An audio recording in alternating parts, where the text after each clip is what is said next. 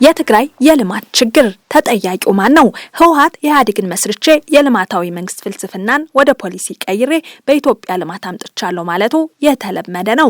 በእርግጥ በሚባለው ልክ ባይሆንም በአቶ መለስ ዜናዊ ዘመነ መንግስት ልማት እድገት መታየቱ አይካድም። እውነት ለመናገር እውነታው 27 ዓመታት ጨለማ ነው እንደሚባለው የጨለማ አመለካከት አይደለም። መስራት ከሚቻለው አንጻር አልተሰራም ይባላል እንጂ ፈጽሞ አልተሰራም ማለት አይቻልም። እኛም ከዚሁ መስራት ከሚቻለው አንጻር ካየነው ህወሓትም ይሁን ኢህአዴግ የጀማመሩትና የሞካከሩት ነገር መኖሩን ተቀብለን የሚጎድል ነገር እንዳለ መካድ አንችልም። የኢህአዴግ ልማት አንድም በራሱም ጥረት ሁለትም አገሪቱ በደርግ ዘመን ለዓመታት በጭቆና በጦርነትም አሳልፋ ስለነበር ኢህአዴግ የሰራቸው የልማት ስራዎች ጎልተው እንዲታዩ ሆነዋል። በሌላ በኩል ኢህአዴግም ይሁን ህወሓት እስከ 93 ዓመተ ምህረት ድረስ ሲጨቃጨቁ ጊዜ አባከኑ እንጂ ከዚያ በኋላ እንዳሳዩት የልማት ርብርብ ቢሆን ኖሮ አገሪቱ የትና የት በደረሰች የሚሉ ሀሳብ ሰጪዎች አሉ። በኢትዮጵያ የነበረው እውነታ ትንሽ ባይጋነን እንኳን ልማትና እድገት ያለበትና የነበረ ቢሆንም በትግራይ የነበረው ግን ያው እንደ ደርግ ዘመኑ ነው ቢባል ማጋነን አይሆንም። አሁንም ድረስ በትግራይ ያለው መሰረተ ልማትም ከሌሎች ክልሎች አንጻር በጣም ደካማ ነው። ክልሉ በተደጋጋሚ ለጦርነት ተጋላጭ መሆኑን ያህል እዚህ ችግር ላይ የልማት አለመኖር ተጨምሮበት ትግራይ በዝና የታሪክ ሀብታም እንጂ በልማት ድሃ ናት። ከመንግስት ውጭም ቢሆን በክልሉ የግል ባለሀብቱን አሰማርቶ የኢንቨስትመንት ልማት ማስፋፋት ላይ በጣም ደካማ ነው በሚባል ደረጃ የሚታይ ነው። መንግስትም ባለሀብቱም በብዙ ኪሎ ሜትሮች ርቀው አዲስ አበባ ላይ በከተሙበት በዚህ ወቅት ትግራይ ከልማትም ከፖለቲካውም ተገላ የተረፋት ጦርነት ብቻ ነው።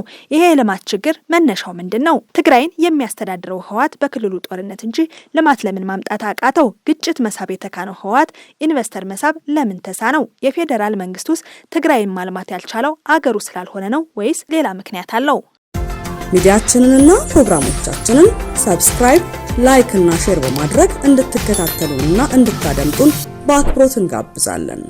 ሰላም ጤና ይስጥልኝ የተከበራችሁ አድማጭ ተከታታዮቻችን። በትግራይ ችግር የምናውቀው ጦርነት ይሁን እንጂ የልማት ችግርም ሰፊ ነው። በእርግጥ በጦርነት ያለፈ ክልል የነበረው ልማቱን ስለሚወድም በዚያ ላይ ለልማትም የሚሆን ጊዜ ስለሌለው የችግሩ ተጋላጭ ቢሆን አዲስ ነገር የለውም። ያም ሆነ ሌላም ችግር መኖሩን መካድ አይቻልም። በዚህ ፕሮግራማችን ከጦርነቱ ጎን ለጎን በትግራይ የሚታየውን የልማት ችግር ከግራም ከቀኝም አንስተን እንወያያለን። ዋናው የትግራይ የልማት ችግር ክልሉን እመራዋለሁ ብሎ በውድም በግድም ስልጣን ያዘው ህወሓት ነው።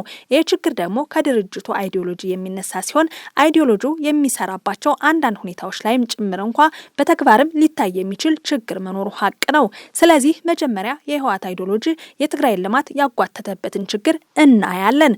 ህወሓት ሊበራልን የመሰለ የተሻለ አይዲዮሎጂ እየፈራው ዓለም እየቀደመው ነው። ችግሩ እሱ ብቻ ሳይሆን የተቀደመው ህዝቡንም ማስቀደሙ ነው።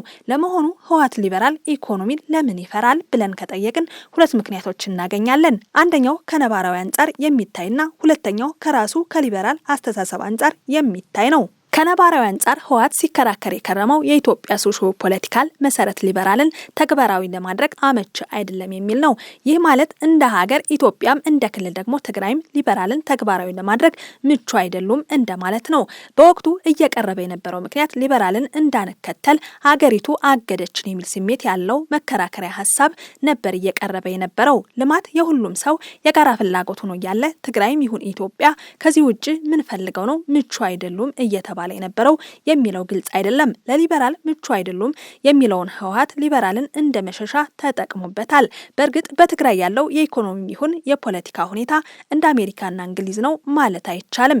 ኢትዮጵያም እንደ ሀገር ከሰለጠኑት ሀገራት የምትለይ ናት። ስለዚህ ህወሓት እያለ የነበረው ሊበራልን ተግባራዊ ለማድረግ እንደ አሜሪካ ምቹ መሰረት የለንም አይነት ሀሳብ ቢሆንም ይህ ብዙ ዋጋ ያስከፈለ እምነት ነው። ቢያንስ እድገት ሊያመጣ የሚችልን አስተሳሰብ ሙሉ በሙሉ ማሳካት ባይቻልም ቢሞከር ግን አይከፋም።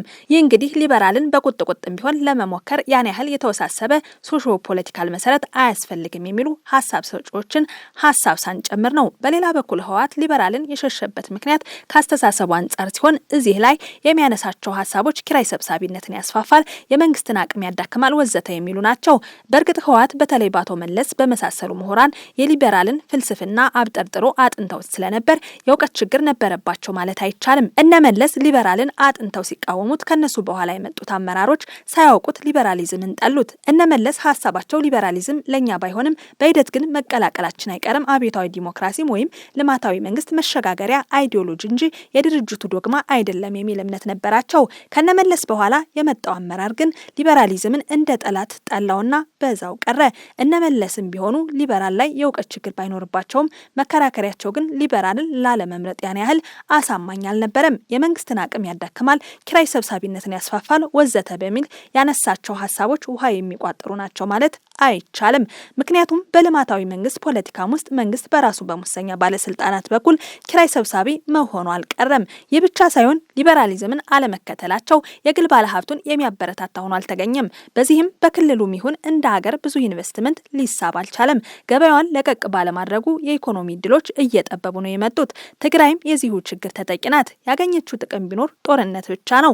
ምክንያቱም ልማታዊ መንግስት ከፈርጣማ ሊበራል ሀገራት ጋር ተቃርኖ ውስጥ የሚያስገባ በራሱ የግጭትና ጦርነትን የሚስብ አይዲዮሎጂ ሆኖ ነው የተገኘው። ከዚህ አንጻር ካየነው ልማታዊ መንግስት የልማት ማነቆ ብቻ ሳይሆን የግጭት ምንጭ እንደሆነ መውሰድ እንችላለን። በዚህ የተነሳ ብዙ ችግሮችን እያሳለፈ የመጣው ህወሓት ፖለቲካዊ ችግሩን ከኢህአዴግ መፍረስ ጀምሮ አሁን ደግሞ ፓርቲው ራሱ የህልውና አጣብቂ ውስጥ የገባው በዚህ ምክንያት ነው። ዋነኛው ችግሩ ደግሞ የሀገሪቱ ኢኮኖሚ አንቆ መያዙና ካነሳነው ጋር የሚገናኘው ለኢንቨስትመንት ምቹ የሆነ እድል መፍጠር ላይ ያለው ክፍተት ነው።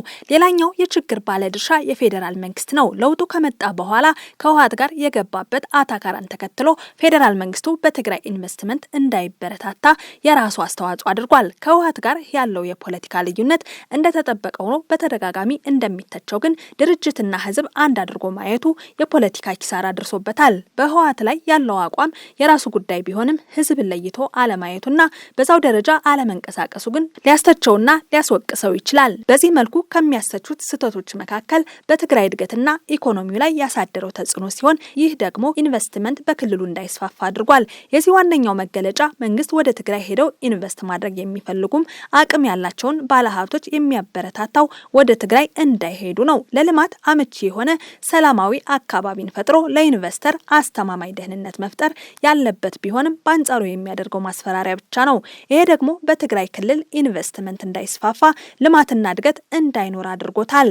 በትግራይ ልማት ህወሓት ማነቆ ሆኖ የመቆየቱን ያህል የፌዴራል መንግስትም የፖለቲካ ትኩሳትን በማጋጋል ክልሉ ከሀገሪቱ ልማት የበይ ተመልካች ብሎም ገለልተኛ ሆኖ እንዲቆይ አድርጎታል። በተለያየ ምክንያት በጀትና ደሞዝ ከመከልከሉ በተጓዳኝ ከህወሓት ጋር ያለውን የፖለቲካ ቂም ህዝቡን መወጣጫ አድርጎታል በሚል ደረጃ ነው በስተት እየተንቀሳቀሰ የነበረው። ፖለቲካ የስልጣን ጉዳይ ነው፣ ህዝብ ግን የልማት ጉዳይ ነው። በትግራይ ህዝብና ድርጅትን ለይቶ መንቀሳቀሱ ግን ለፌዴራል መንግስት ኃላፊነትን መወጣት ብቻ ሳይሆን ለግላዊ የፖለቲካ ትርፍ የሚያመች ነው። ስለዚህ ይሄን ጉዳይ ከህወሓት በላይ ትኩረት ሰጥቶ ማስተካከል ያለበት የመንግስት አቅም ያለውና አገር የመምራት ኃላፊነት ያለበት የፌዴራል መንግስቱ ነው። የዛሬን አበቃን። ቸርን ሰንብት።